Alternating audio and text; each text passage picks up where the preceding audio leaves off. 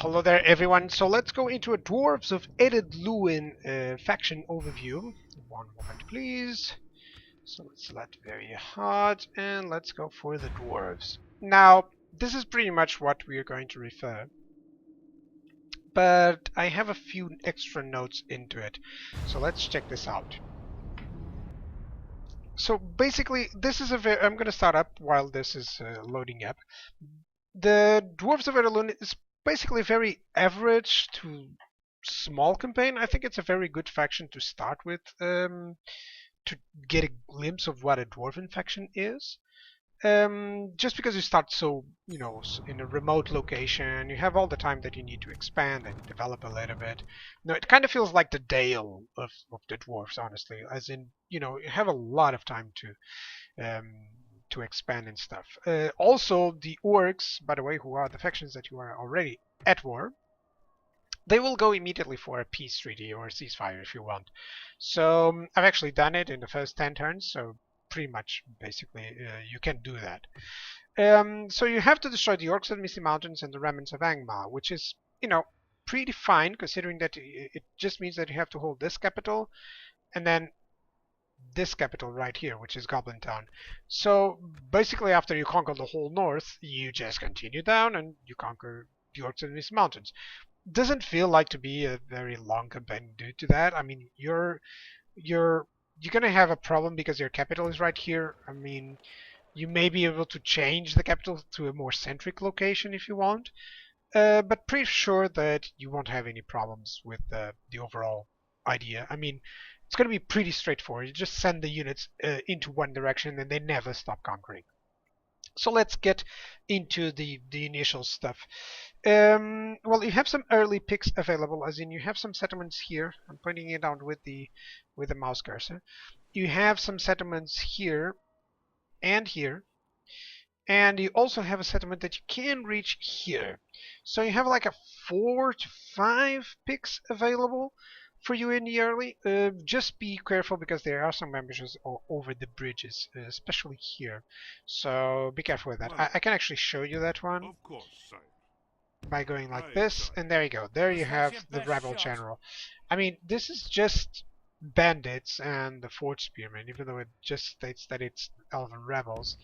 Yes. It's fairly easy to deal with these guys, but if you want, you can go around them. So you start with basically 3 good generals. And there are some amateurs nearby, so be careful about that. But all of these 3 generals are good, especially this clan lord. I'm going to show you the unit. No, 1132. This is a very nasty upkeep, but this is already a Gabalgathol Hammer God, which are, pretty cool units. They already have very heavy armor. I'll talk about the merchants, the mercenaries in a bit, but by the way, you do have merchant cavalry, which is so very important because you don't start with any cavalry at all. So let's get into the other stuff that I had here. So most of your armies are siege-based armies, as in you're gonna have a lot of good opportunities to siege them out, and then the AI will think that they have a chance and they will try to fight it, and you're gonna crush them with just a few units.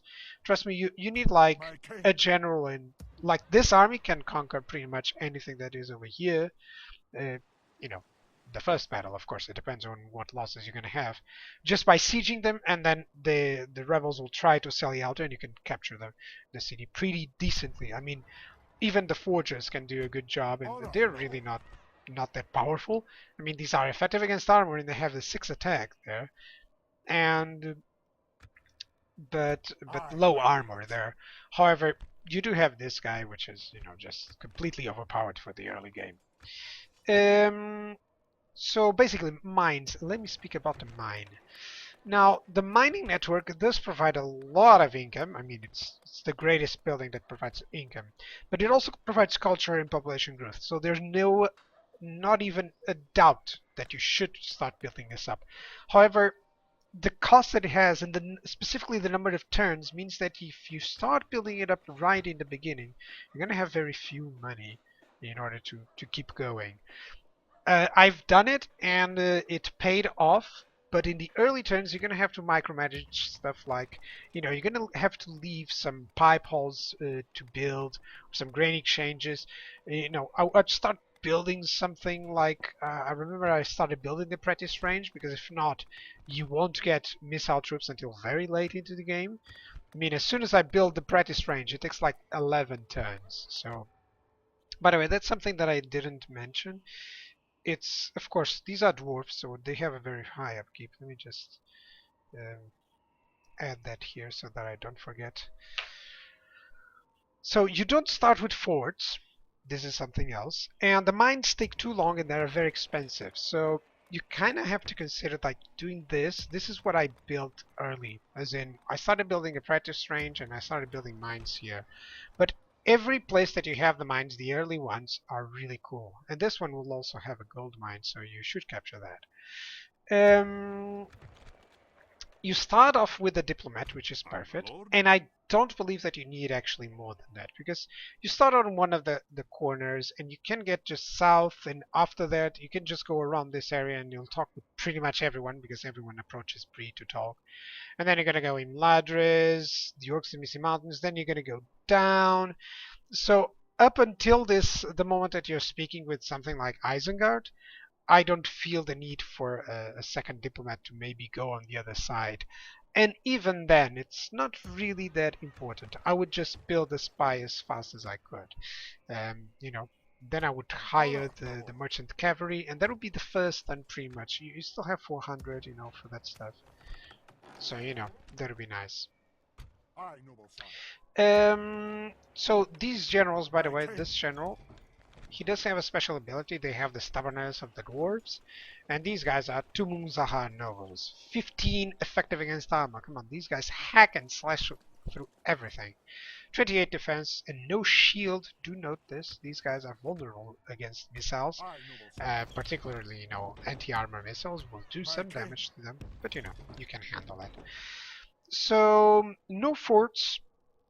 There's no early big clash, as in there's no early big fight or anything that might force you to build out a lot of units.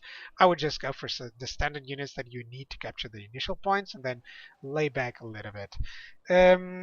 So in terms of infantry or units, let me see. This is in terms of buildings, it's pretty much covered. So in terms of units, the ranges, let's start with the other stuff. So you have Ered Luin scouts, which is it's a basic archer unit. I mean, 160 meters on average. You also have Dwarven Travelers. I would not advise them. They have lower stats and they have a little bit less range, so don't go for those. And you also have Nogrod Orc Hunters. Now, these guys have a missile, this kind of like a javelin attack. They throw axes, which are effective against armor as well. And these are decent melee troops as well. So I would build a lot of these guys, even though the upkeep is costly. But they have a very high accuracy in this 50 range.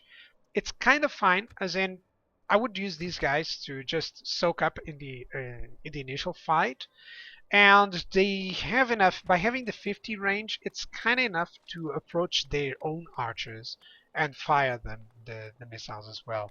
So you kind of have a unit that instead of catching the archers, the enemy archers can just fire at them like on a flank or something. So I predict that it's actually a very useful unit, and I used it previously on my other stuff, my other campaign. Forgot to show you. So of course you have no cavalry at all. You do have siege, and I advise building up to the dwarven catapult because they have the grape shot. By having the grape shot, it just means that you can select a different type of shot that will cause some damages versus masses of troops. So I like that idea as well. And of course, in terms of barracks, let's talk about the big things. So you have the basic stuff, Ered Luin warriors. It's a pretty good, decent unit for a good upkeep.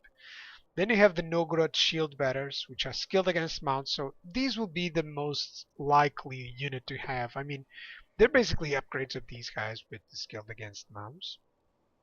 Then you have the Guardians, which are hack and slashes. The early ones, you can actually get these ones very early.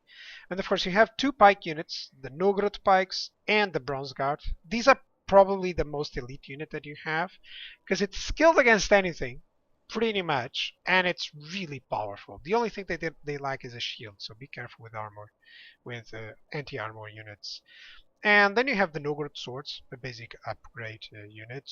But I would honestly just get the Tomb Protectors or the Hammer Guard because they are, they are effective against armor while the Nogrod swords aren't. And it's not like at that moment that they are that costly. Of course, as you've noticing, the cost of the unit is really high. So make every single unit count, guys. It's the only thing that I would advise. It's a very high upkeep. Of course, you can also support that, but don't count on having like 3 to 4 armies anytime soon. You're gonna have some problems with that. So in terms of finances, it's actually quite early that you solve the basic problems. As in, you can support your armies on the move. I tried it out, and yes, you can move pretty much everything but one unit and start capturing places. I captured like 2 places. I was capturing the third and moving toward the fourth. So, you can capture the 4 initial ones without having any problems with the income. If, of course, you build the, the, the mines early on. I mean, you can try to build this one really fast, but I consider that growing some archers and making sure that you still have some archer production is actually important. Because if not, I don't know how long it will take you for getting even a few archers. And of course, archers are always important against, the specific types of units that you can't catch or something like cavalry. And you don't want to have to waste your cavalry on that. You want your cavalry to be there to make sure that you can, catch up the enemy units. That's how I would use them, of course.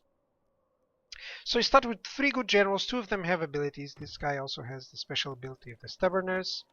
This one doesn't have the Knight Fighter, but there is one guy that I think it's this guy. Yeah, he starts with the Knight Fighter ability, which is really awesome. And I think this guy also starts with that. No, it doesn't. So be on the look around for Knight Fighters. You'll need them, of course. Basically, I think that is it. You just have lots of anti-cavalry units, lots of anti-armor units. You have about the best infantries on this side, other than the Linden infantry, which is completely overpowered. But you have the at least a very good infantry to deal with Angmar, which has good infantry. But toe to toe, you will win that fight pretty much. So just make sure that you have your archers in the set to get rid of wargs and all that stuff, and that you cover your flanks, and pretty much the dwarves will go hacking, slashing everything really well. In terms of early picks, avoid these ambushes like this one, and you'll be fine. You can probably capture this place even on very hard, really fast. Like on the first 10 turns, I was already sieging it, so that should be fine. And yeah, there's also a fort over here, which I could totally advise you to take in, because just 4 units with free upkeep. That's if you have the strongest units there, like these guys, it's kind of like 1,500 free upkeep. So do consider that. Do consider that because your units are really expensive. So I guess this is it. This is a very good dwarven faction to start with, to get a glimpse, and then you'll play with the more, you know, the different ones, like the Dwarves of Erebor or the Dwarves of Khazad-dûm, which have a very different way of playing. Like these Dwarves of Khazad-dûm have to go to Morian, blah blah blah, all that stuff. So I think that is it for the overview. This is certainly a very good campaign, a very average campaign, as in, average in length. It doesn't take too long getting 30 regions and even destroying these 2 factions. It's pretty easy. I think it's even easier than the Bree campaign, because at least Bree has to go on 2 sides. I had a very easy gameplay with the Bree because, Angmar was kind of destroyed by Ered Luin. So, that's what I would advise. So, yeah, I think that will be it. Yeah, I mentioned everything that I wanted. Yep, pretty sure. So, thank you guys for watching. I'll be doing a couple more of these every day. But I couldn't on the last week just because I'm busy making all the changes for my next home as well. So thank you guys for watching, and I'll see you guys next time. Cheers.